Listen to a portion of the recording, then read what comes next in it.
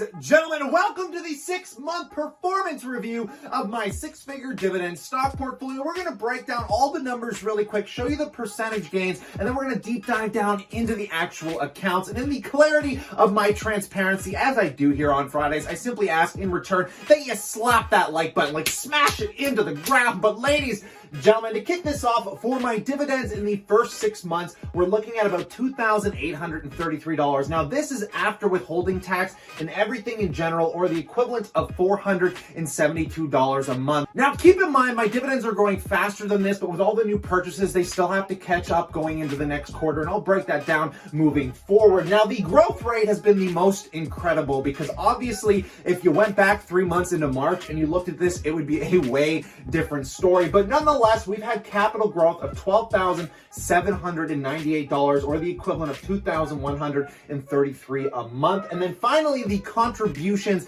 thanks to the good old CERB, those government handouts, baby, taking a look at $8,397, or the equivalent of $1,399 a month. And you guys know my contribution goals are at a minimum of $500 a month, because between the dividends and me at least putting in $500 is always around that $1,000 a month, getting me on track for my future goals. And then finally, guys, the total that we end up with is $24,082, or the equivalent of $4,013 a month in growth with everything combined. Now, I want to show you what this looks like on a percentage weighting basis, because what I went ahead and did, as you may recall, I started the year at $130,898. Once we get into the portfolio, I think today it's worth about $152,000 to $154,000. But essentially, if we take the dividends and basically the capital growth, nothing to do with contributions here. And again, this does not include my emergency fund either. I completely separated my emergency fund from this, so things don't kind of intertwine.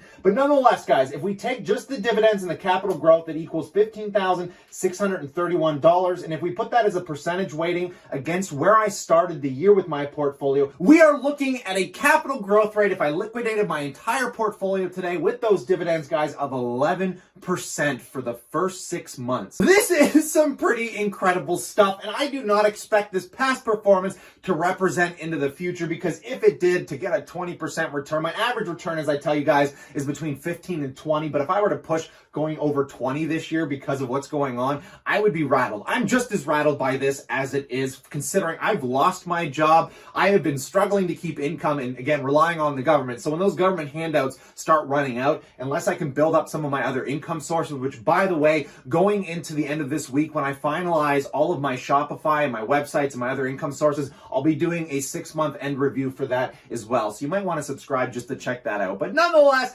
ladies, gentlemen, let's jump right into this. Drop it.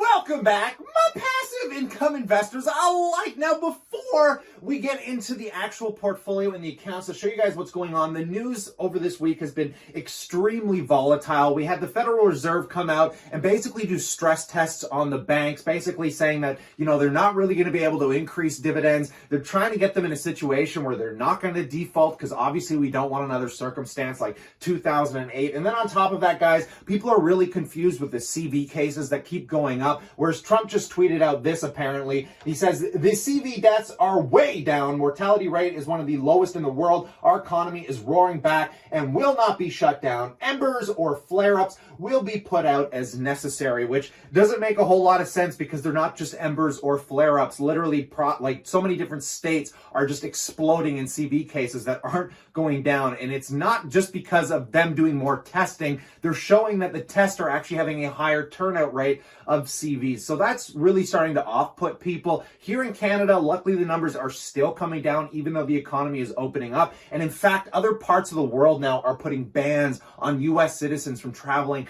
to their country. So I don't know what people are taking of that. The markets are not taking it too well today. Obviously, I'm sure you looked at your account. Everything's on the downside. But nonetheless, let's get into the full portfolio overview, guys. As of today, literally not much has changed over last week because we had such incredible rallies most of this week. We're just pulling back to where we pretty much sat last week at roughly $154,410. Now, this is going to largely probably change by the end of today. We'll have to wait and see, which will obviously dictate my capital growth that I just showed you. But nonetheless, guys, the dividends over here, we can see that I'm making $543 a month. I haven't bought any stocks this month. I do believe, I don't think I added to my RioCan position. I still want to finalize that. But nonetheless, this 543 is before taxes and withholding tax, and also including everything that I've bought over the last couple months, which going into the future might not get represented again until those new quarterly dividends come in. My RioCan dividends haven't even gone up to where they should be because I bought it before the ex-dividend date. So it'll be neat to see if I finally crack that $500 a month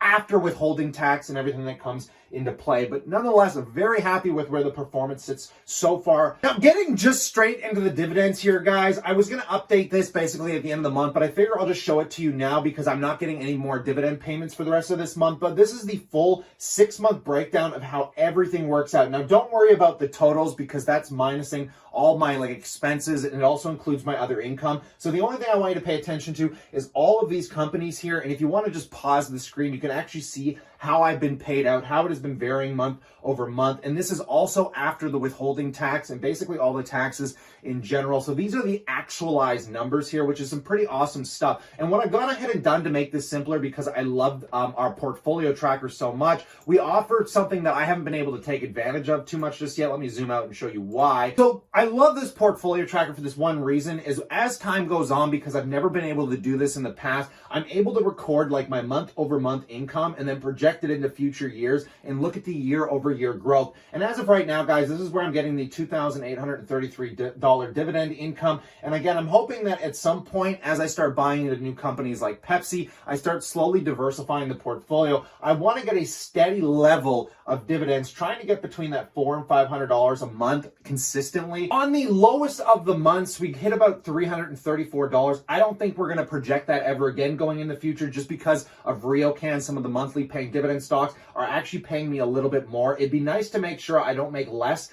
than $400 a month. And I think by the end of the year, I might very well potentially get there, which, by the way, if you guys enjoy this portfolio tracker, there's so many different tools that are applied to this, and you want to support this channel, I highly recommend you head on over to the chartmaster.com. This is a non-monthly subscription platform, and I hate watching YouTubers go and pay for half the data points to pay a monthly fee to track their dividends in their stock portfolio. Now, if you're on the US side of the border, I highly recommend that you use the Google Sheets tracker, because this one actually automates your dividend income, and it makes everything so much more easier. And I love this, guys. I think this is one of the best products I've ever gotten involved with. But nonetheless, let's get into the individual accounts and show you guys what the heck is just going on here. Taking a look, even with the down day that we are having, my TFSA, my largest account, which I'm sure you guys could remember, that this thing was dipping well below 100,000, and I really like when this stays above 100K. Currently sitting on $10,500 in capital gains. I've got $203 in dividends that I desperately want to put into RioCan, but it's just not enough because I have to pay a $10 commission. So going into next month, I think I've calculated out that I'm getting about $600 in dividends. So I'm going to save that until we build up to about, $800, $1,000. So that tranche that I'll use to buy RioCan will be much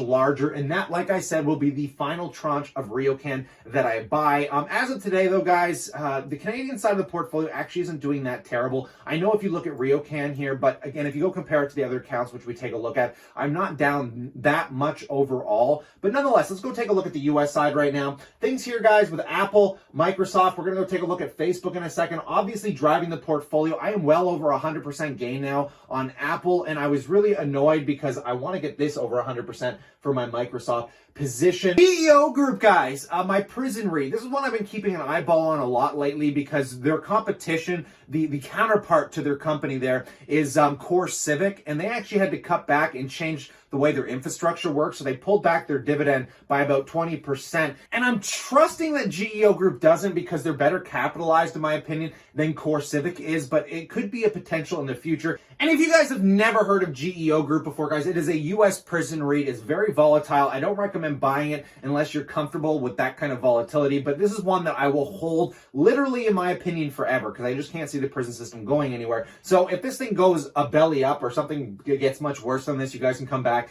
and watch my utter shame here. But nonetheless, overall, things have largely unchanged in this account. Southern Company has come down quite a bit. I talked about this in yesterday's video. I wouldn't mind picking up utilities in this account. I just have to wait till we get through the next couple months so I can finalize that RioCam position. I highly suggest that you guys pick up Southern Company, anything around this $50 range, because currently it's paying out a 5% dividend yield. Now, moving into the managed account, nothing's going to change here. I'm probably going to leave this untouched for the rest of the year because I've got this account right where I want it. Facebook was slaughtering up till today. I made a whole video this week on MyMed. If you guys want to hear about my LSD experience, I kind of did a whole really interesting video on updates around this company. So I suggest you go check that video out. Finally, I got more RioCan in here that we're now down on because of the big dip that it took from 18. And then moving into the RRSP, guys, this is where some of the largest changes are about to take place, because what I'm going to do is, as more income comes in over the next month, I'm going to be selling off my Facebook position in here, and I'm going to put a little bit of it, well, probably all of it. I was debating on throwing it into my J&J, but I'm thinking about leveraging it fully into Pepsi, and I'm probably going to sell off my Wells Fargo as well and just strictly focus on Pepsi, and Johnson & Johnson is my dividend stocks in my RRSP. I'm not just selling Facebook off for the sake of just getting rid of it to get some dividend payers. I'm actually going to replace it. I want to own Facebook outside of my RRSP because this is a retirement account. I get, major dings if I decide to pull any of this money out. I wouldn't mind pulling a few of my Tesla shares out and replacing them as well outside of this account so I can experience some of this capital growth moving forward where I can actually utilize it. But at least in here, all of this is tax-free, including the foreign income, that 15% withholding tax I don't experience on these dividends, which is why I think I would rather have long-term, really stable companies. So that way, when I get to my retirement age of 55 or 60, I can't imagine what my J&J position is going to look like considering I'm 28 years old today. That's going to be 30 years of growth for Johnson & Johnson. But like I said, guys, so I'm going to take Facebook and I'm actually going to rebuy it back in my RBC account. As I told you guys, I made a big mistake. I broke one of my own rules, which was you don't want to hold basically U.S. or foreign dividend stocks outside of tax-advantaged accounts, because as I told you guys, I lose about 30% of the dividend on these companies. So let's say Pepsi paying out 3%. Well, after all the taxes and fees, I'm really only making a 2% return. So for the time being, I would like to liquidate these U.S. stocks and purely buy Facebook. So I'm not getting, any kind of tax deductions. And then on top of that, if I get capital growth out of Facebook, I only pay for long-term capital gain growth on any stocks, whether they're U.S. or Canadian. So I would rather hold Facebook in here because I don't plan on selling it for a year. So if I can get some good capital growth and then liquidate it and move it into some really good Canadian dividend payers, that way I'll get more dividend growth sometime in the next 2 to 3 years when I decide to actualize the Facebook profit. As always, I would love to know what you guys think in that comment section below. And by the way, we do live streams every Friday, not on my main channel here, but if you guys would like to join us, we can have an open conversation. We'll answer your questions in that comment section, or you can even hop on to the live stream over here at Passive Income Educator. Basically, we do live streams every late night Friday, so right around 10 p.m., guys. If you want to have a great time, come and join us here to continue the conversation, but actually live. So stay cool, stay awesome, and I look forward to catching you, well, this evening.